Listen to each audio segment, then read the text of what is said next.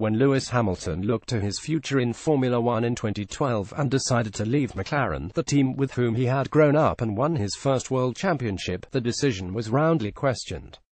After securing 2 further titles for Mercedes, the move was regarded as inspired, but predicting what is round the corner in motor racing has never been easy, and, with F1 having just begun the process of reinvention under its new owners, the future is very much on the agenda. Many sports have faced new challenges and opportunities because of the extraordinary changes technological advances have wrought in the past 2 decades. But that is true with F1 perhaps more than most, the sport having stuck with a long outdated model that has increasingly failed to engage with a younger audience. If F1 and motor racing in general are to survive, doing so is crucial, and it seems it is at the crossroads between the virtual world and the real that it is most likely to happen.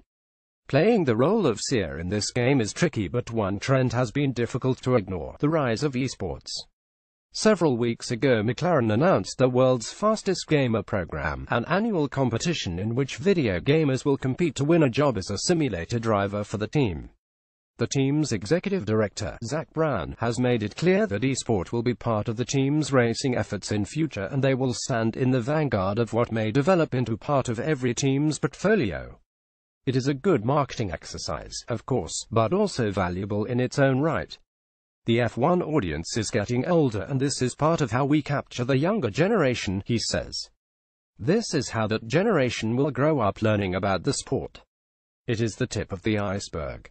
Last month, Motage announced it would launch an eSport championship this year, a multi-year project with the stated aim of becoming the most important racing eSport championship. Equally this weekend, the greatest sports car race in the world, the Le Mans 24 Hours, will also host the final of the 3rd season of the Xbox-based Forza Racing Championship.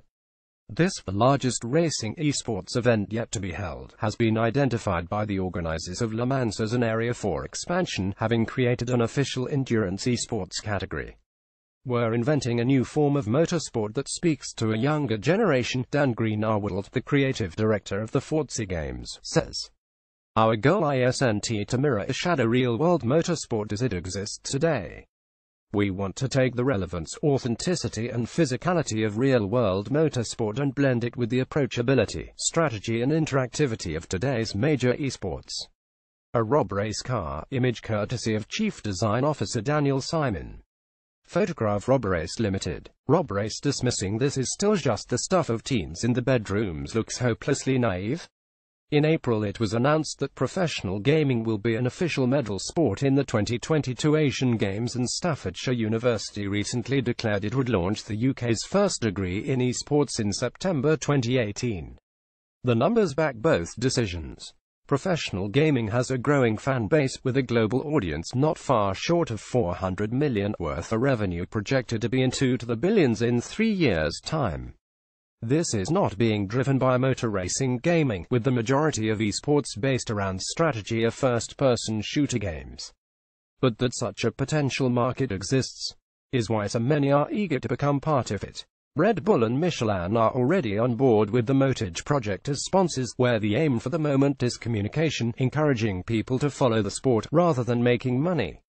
This crossover between the real and virtual has not appeared out of the blue, however. Jan Mardenborough won the PlayStation Academy program in 2011. The competition to take gamers and give them a shot in a real car in partnership with Nissan was hugely successful, and he embraced it. The British driver has since taken a class podium at Le Mans and raced in GP3, and is currently a factory driver for Nissan in the highly competitive Super GT series in Japan. He is sure that 2 worlds will become closer. In professional motorsport today there is a lot of emphasis on simulator work, and I can absolutely see that in the future more and more professional drivers will emerge from gaming, Mardenborough says. When Nissan first came up with the opportunity, lots of people thought they were mad. I think now, nearly 10 years later, we've proved that the concept works. Like Mardenborough, another British racer, Graham Carroll, moved into driving sims when the money ran out to pursue his career on the track. In January he competed in an esports competition in Las Vegas with a $1 million prize, and is convinced greater involvement from teams is only a matter of time. It would just add to the show if there was a Formula One sim race, he says. It is just getting bigger and bigger. If someone is signed to a proper racing team, there will be knock-on effect and lots of people will be signed up.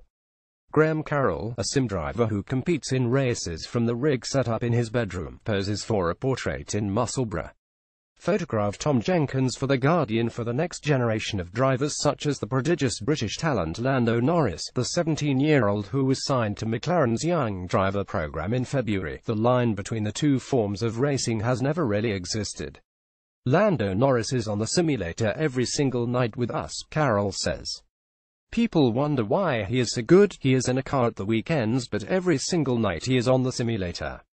There is a way to go yet, however. Racing remains a minority arena for esports, and the developer of the Motage game admits it is a field hard to make compelling to watch.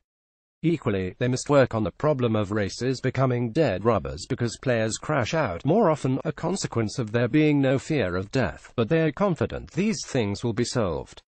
The near future seems only to promise greater involvement, and, if it engages a new fan base, it will be to the benefit of all forms of racing. But there may also be a case of back to the future in the long term. A return to motor racing's original purpose, to test and promote cars in order to sell them, may also come to play a role. Ross Brawn, who is overseeing F1's reinvention, has already noted of his plans. If we say Formula One has to align itself with road cars, then logically we end up with an electric car that drives itself, and nobody wants that in Formula One. He is right, but that has not prevented the emergence of just such a series. It is the basic premise behind Rob Race, which uses a single make of car where the emphasis is on the artificial intelligence used to pilot the autonomous vehicles. The series is currently partnered with Formula E and set to appear at FA races in future. With self-driving cars on the cards for consumers, racing is the perfect way to prove their capabilities. Bryn Balcombe, Chief Technical Officer of Rob Race, during a testing session at Silverstone. Photographed Tom Jenkins for The Guardian. Bryn Balcombe, Chief Technology Officer of Rob Race and an engineer who worked for Formula One management for 16 years, believes the series' genuine road relevance will be key. If a car can win a race on a Sunday, wouldn't you want it driving you around on a Monday, he says. It is a shift in the industry that is happening, and it is using motorsport to accelerate and promote that shift. The proving ground of racing offers an opportunity for manufacturers who are looking to be able to offer drivers of the future a varied set of personalities to choose from for their autonomous cars. Indeed, Ford have already patented a race car mode as one of the personalities for the future autonomous vehicles. It is still early days, and hard details of when and who will participate in the series remain unconfirmed. There is interest from manufacturers and racing teams, but perhaps the greatest question mark here is whether fans would take to following the personalities of differing AIs. Whatever the outcome, change is coming to the sport in the short and long term, and that, as Hamilton proved, can have the most intriguing results.